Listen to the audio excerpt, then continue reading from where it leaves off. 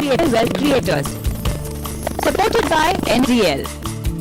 Gold Prize sponsor Vaman Haripethe Jewelers.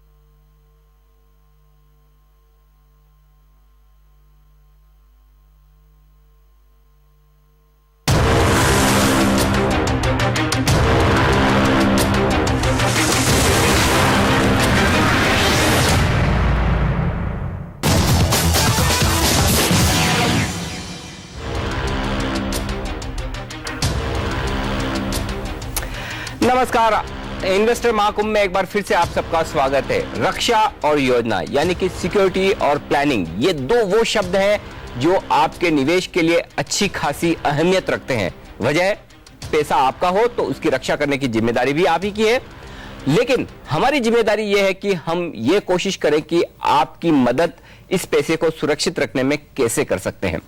वहीं एक पहल यह भी होनी चाहिए कि यह पैसा किस तरह से 2 गुना, 4 गुना या फिर 100 गुना हो जाए, यानी कि प्लानिंग। इन्वेस्टर महाकुंभ के इस खास घंटे में हम इन्हीं दो पहलुओं पर बातचीत करेंगे। सबसे पहले हम स्वागत करते हैं अपने खास पैनल का। आज हमारे साथ हैं टाटा AIG के कंट्री हेड सुनील मेहता। हम आपको बता दें कि सुनील की कंज्यूमर फाइनेंस में खास पकड़ है। टाटा AIG से पहले सुनील सिटी बैंक में 18 साल कई बड़े पदों पर काम कर चुके हैं। इसके अलावा जो खास मेहमान हमारे साथ है, उन्हें किसी पहचान की कोई जरूरत नहीं है। वो हमारे साथ हर हफ्ते आपकी टैक्स संबंधी परेशानियां हल करते हैं। आपने सही पहचाना, हम बात कर रहे हैं सुभाष लखोटिया जी की। सुभाष जी पिछले 40 सालों से इनकम टैक्स प्रैक्टिशनर के तौर पर काम कर रहे हैं। इनके अलावा वाइज इन्वेस्ट एडवाइजर्स के हेमंत रुस्तगी भी हमारे साथ है। हेमंत भी किसी पहचान के मोहताज नहीं है। हेमंत म्यूचुअल फंड इंडस्ट्री पर अपनी खासी पकड़ रखते हैं और फाइनेंशियल प्लानिंग करने में वो काफी जाने पहचाने चेहरे हैं। इसके साथ हमारे साथ है PFRDA की ED रानी नायर और साथ ही NSDL की सीनियर ED जय सूले भी हमारे साथ है। इन सब के अलावा हमारे साथ है SMS फाइनेंशियल सर्विसेज के गणेश शानबाग। इन्वेस्टमेंट जहां आपके लिए रिटर्न का जरिया बनता है, तो इंश्योरेंस आपके लिए शील्ड की तरह काम करता है। इंश्योरेंस किसी भी इन्वेस्टर के लिए क्यों जरूरी है, बता रही है हमारी सहयोगी प्रियंका संभव।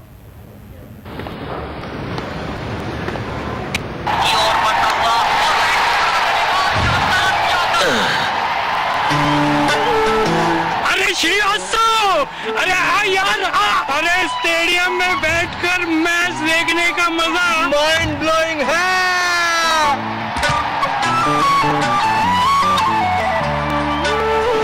मेरे पास फालतू टाइम नहीं है यार। अबे टाइम तो तेरे पास तब भी नहीं था जब हम अपनी फैमिली के लिए इंश्योरेंस करा रहे थे, और इसीलिए तू उनकी चिंता में अब तक वहाँ फंसा हुआ है। बात भले ही मजाक के अंदाज में कही गई हो, लेकिन मजाक बिल्कुल भी नहीं है। इस ऐड को दिखाने के पीछे हमारा मकसद है कि आप इस ऐड के मतलब को समझ सके। यानी इंश्योरेंस आपके लिए, आपके परिवार के लिए और उसकी सुरक्षा के लिए बहुत जरूरी है। तो लाइफ इंश्योरेंस होते कितने तरह के हैं? 3 तरह के लाइफ इंश्योरेंस होते हैं। सबसे पहले हम आपको बताते हैं टर्म इंश्योरेंस प्लान के बारे में, जिसमें सिर्फ आपको रिस्क कवर मिलता है। इसमें प्रीमियम काफी कम होता है और पॉलिसी होल्डर की मौत के बाद उसके परिवार को इंश्योरेंस का सम एश्योर्ड मिल जाता है। लेकिन अगर पॉलिसी होल्डर की मौत नहीं होती है तो मैच्योरिटी के बावजूद किसी तरह की रकम नहीं दी जाती है। एक और इंश्योरेंस होता है जिसे कहा जाता है यूलिप, और आजकल ये काफी पॉपुलर इन्वेस्टमेंट टूल भी बनता जा रहा है। ये इंश्योरेंस कम इन्वेस्टमेंट प्लान होता है, जिसमें आपके प्रीमियम का कुछ हिस्सा रिस्क कवर के लिए और बाकी हिस्सा इन्वेस्टमेंट के लिए इस्तेमाल किया जाता है। मैच्योरिटी के बाद इंश्योरेंस के साथ इन्वेस्टमेंट की रकम भी पॉलिसी होल्डर को मिल जाती है। हाँ, इसमें शुरुआती खर्च थोड़े ज्यादा जरूर है, लेकिन यूलिप काफी पॉपुलर होता जा रहा है। और तीसरा इंश्योरेंस होता है इंडाउमेंट, यानी मनी बैक प्लान। इसमें आप प्रीमियम देते हैं और इसमें रिस्क कवर के साथ कुछ रिटर्न का भी भरोसा होता है। पॉलिसी होल्डर की मौत होने पर तो उसके परिवार को सम एश्योर्ड की रकम मिलेगी ही, लेकिन मैच्योरिटी पर इस सम एश्योर्ड के साथ रिटर्न के तौर पर कुछ रकम एक्स्ट्रा भी मिलती है। आमतौर पर यह रिटर्न सालाना 7% के आसपास होती है। इंश्योरेंस इंडस्ट्री के सभी पहलुओं पर बातचीत करने के लिए हमारे साथ हैं सुनील मेहता, एआईजी के कंट्री हेड और चीफ एग्जीक्यूटिव। मेहता साहब, स्वागत है सीएनबीसी आवाज पर आपका। सबसे पहला सवाल ये कि अब तक हिंदुस्तान में इंश्योरेंस की ग्रोथ किस तरह से रही है और इस ग्रोथ से और जो कुछ भी बदलाव हुए हैं रेगुलेटर्स के लिहाज से, उनसे रिटेल इन्वेस्टर्स को कितना फायदा मिला है? हमारे यहाँ since 2000 we have seen a very significant change in the insurance industry when private participation was allowed. And earlier it was an LIC and a GIC subsidiaries dominated industry, which had also done very well. And when the government allowed private participation, you have seen a tremendous growth in the penetration of the insurance industry. From all estimates, earlier it was about 1.5 or 1.6% of the GDP. Now the insurance spend is close to about 3.5 to 4% of the GDP. So there has been also a tremendous penetration in the insurance markets. New customers have been acquired. New products have been introduced. The retail customers have also benefited immensely because they have now multiple choices that were not there earlier. You just explained the three products that you had, which are the most popular products. We've seen a tremendous growth of the unit-linked business over the last several years, and which means that there is a lot more now retail interest in getting, not only from a protection perspective, but obviously seeing this as a long-term investment. And I think you will see a significant growth of the insurance industry from here. तो ऐसे में मेहता साहब ये बताएं कि जो growth हो रही है इंश्योरेंस इंडस्ट्री में, उसका फायदा रिटेल इन्वेस्टर्स कैसे उठाएं और उसे रिटेल इन्वेस्टर्स तक उसका बेनिफिट पहुंचाने के लिए इंडस्ट्री क्या कर रही है? हाँ, ये आपने बिल्कुल अच्छा सही सवाल पूछा, क्योंकि काफ़ी इसमें चर्चा हुई है कि बेनिफिट मिल रहा है कि नहीं रिटेल इन्वेस्टर को।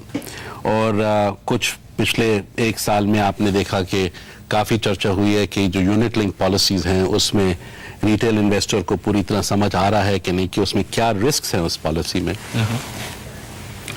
पिछले कुछ साल में आपने देखा कि the insurance regulator has come out with many new regulations, and those are all really focused on making sure that the retail investor fully understands the risks relating to the products that they are buying, and more importantly, they have also prescribed that the protection level, which is the most important element of the insurance industry, the protection level or the insurance cover keeps rising, and more retail investors, or as we call policy holders, get the benefit of insurance protection along with whatever choices they make on the products, which is either endowment or term or unit linked. Mehta साहब ये बताएं कि जो कुछ भी बदलाव हो रहे हैं उसका इंश्योरेंस के डिस्ट्रीब्यूशन पर क्या फर्क पड़ रहा है? काफी फर्क पड़ रहा है, क्योंकि आप देखिए कि जब इंश्योरेंस इंडस्ट्री के पिछले 10 साल में इतनी ग्रोथ हुई है, क्यों ग्रोथ हुई है? The distribution has played such an important role. उसमें हमारे पास पहले LIC के जो एजेंट्स थे, there were 800,000 agents. Those have now increased to about 3 million or 3.5 million in that, both full time and part time. इतनी इन्होंने जब वो डिस्ट्रीब्यूशन एक ग्रोथ हुई उसमें, तो उन्होंने जाके एक पहले था कि we were selling in tier 1 or tier 2 cities. Now in rural markets they are selling. So there's a huge amount of growth that has happened, which has sort of ultimately reached the consumers or the policy holders at different levels of the Indian consumer base. And आप इसमें आगे चलिए और देखिए कि distribution का जो role है, वो रोल उनको जब वो रोल आगे देखेंगे तो उसमें they play such a significant role in the reach to the consumer, and also making sure that the customers understand as to what are the intricacies of the product, what are the risks related to the product. इस जब growth हुई तो उसमें कुछ सवाल उठे कि customers को पूरी तरह समझाया जा रहा है कि नहीं, और उसके लिए रेगुलेटर ने और इंडस्ट्री ने बहुत स्टेप्स लिए कि that we have to educate the distribution so that they become more efficient and they are able to communicate more effectively and make sure that the end policy holder understands all the risks relating to the products that are being sold. So that is the role of the distribution, and I don't see that while there are steps being taken that companies can sell simple products direct to customers, but I think we're still a long way off from there. तो मेहता साहब, ऐसे में कितनी और growth आप हिंदुस्तान में insurance sector में होते हुए देखते हैं, और जो एक आम आदमी है, बचत करता है और इंश्योरेंस खरीदता है, उसके लिए एक क्या सलाह होगी आपकी? इंश्योरेंस कितना जरूरी है, इंश्योरेंस खरीदना और उसे प्रॉपर तरीके से और पूरी जितनी जरूरत है उतना खरीदना कितना महत्वपूर्ण है? देखिए, हमारी जो अभी हिंदुस्तान की मार्केट है, अभी still it is very under penetrated as compare to other countries in Asia. इसमें आप जब सुबह उठते हैं, आपकी सोच होती है, आप 9 बजे जब CNBC को जब शुरू करते हैं तो आप मार्केट्स को देखते हैं कि आपकी जो म्यूचुअल फंड इन्वेस्टमेंट्स हैं, आप पहले ये नहीं सोचते कि मैंने आज इंश्योरेंस कवर लेना है. बराबर.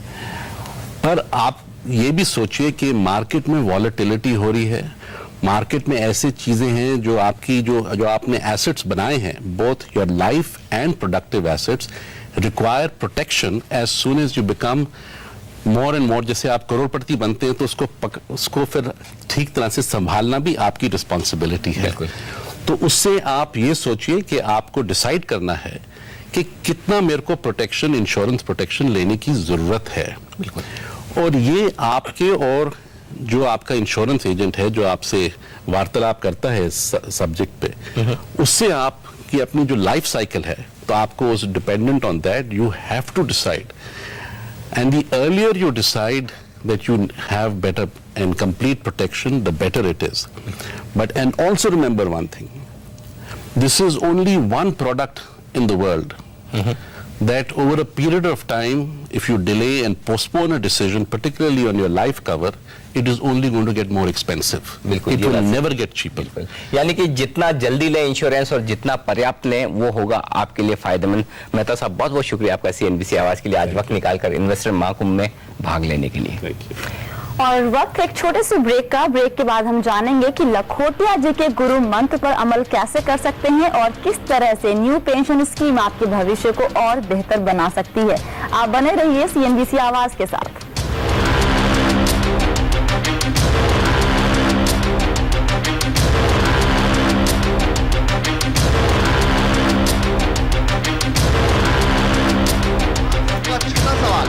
श्वेता तिवारी हाल ही में कौन से रियलिटी शो की विजेता रही हैं?